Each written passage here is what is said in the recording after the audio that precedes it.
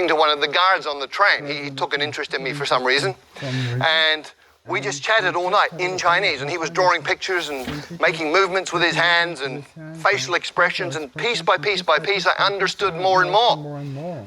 But what was really cool was 2 weeks later, when people were talking Chinese around me, I was understanding some of this, and I hadn't even made any effort to learn that. What had happened, I'd absorbed it that night on the train, which brings us to the third principle. When you first understand the message, then you will acquire the language unconsciously. And this is really, really well documented now. It's something called comprehensible input. There's 20 or 30 years of research on this. Stephen Krashen, a leader in the field, has published all sorts of these different studies. And this is just from one of them. The purple bars show the scores on different tests for language. The green and the purple people were people who had learned by grammar and formal study. The green ones are the ones who learned by comprehensible input.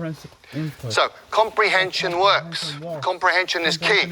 And language learning is not about accumulating lots of knowledge. In many, many ways, it's about physiological training. A woman I know from Taiwan did great in English at school. She got A grades all the way through, went through college, A grades, went to the US and found she couldn't understand what people were saying. And people started asking her, "Are you deaf?" And she was English deaf. Because we have filters in our brain that filter in the sounds that we are familiar with, and they filter out the sounds of languages that we're not. And if you can't hear it, you won't understand it. If you can't understand it, you're not going to learn it. So you actually have to be able to hear these sounds. And there are ways to do that, but it's physiological training. Speaking takes muscle. You've got 43 muscles in your face.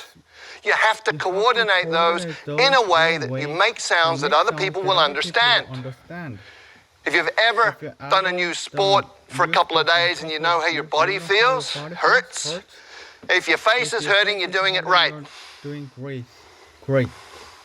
And the final principle is state, psychophysiological state. If you're sad, angry, worried, upset, you're not going to learn, period. If you're happy, relaxed, in an alpha brain state, curious, you're going to learn really quickly. And very specifically, you need to be tolerant of ambiguity. If you're one of those people who needs to understand 100% every word you're hearing, you will go nuts because you'll be incredibly upset all the time because you're not perfect. If you're comfortable with getting some, not getting some, just paying attention to what you do understand, you're going to be fine, you'll be relaxed, and you'll be learning quickly.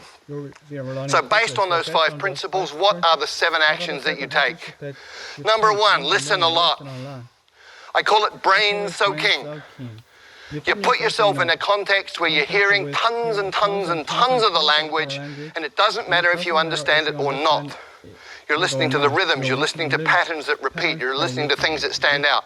So just soak your brain in this.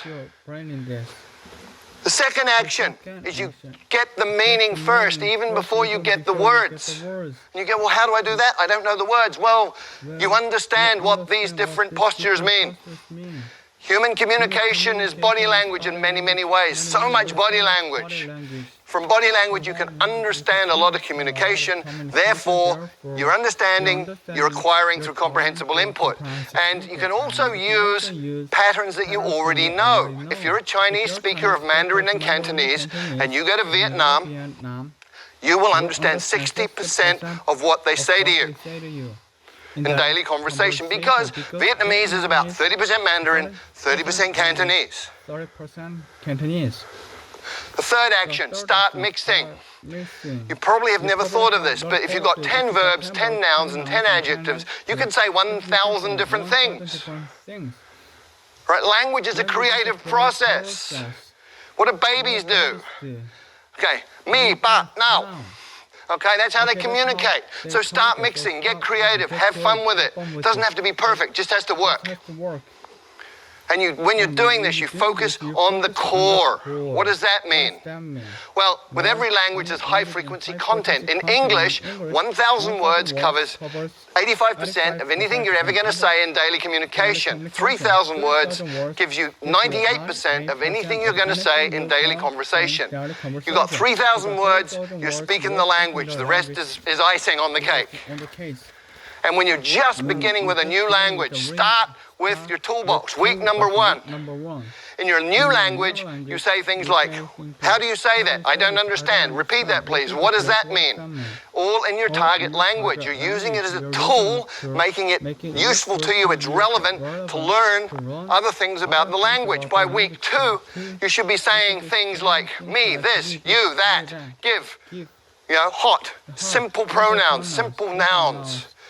Simple verbs, simple adjectives, communicating like a baby. And by the 3rd or 4th week, you're getting into what I call glue words.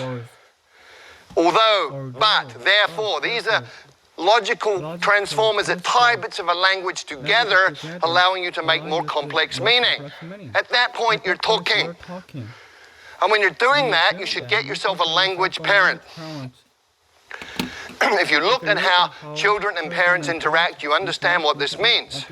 When a child is speaking, it'll be using simple words, simple combinations, sometimes quite strange, sometimes very strange pronunciation. Other people from outside the family don't understand it.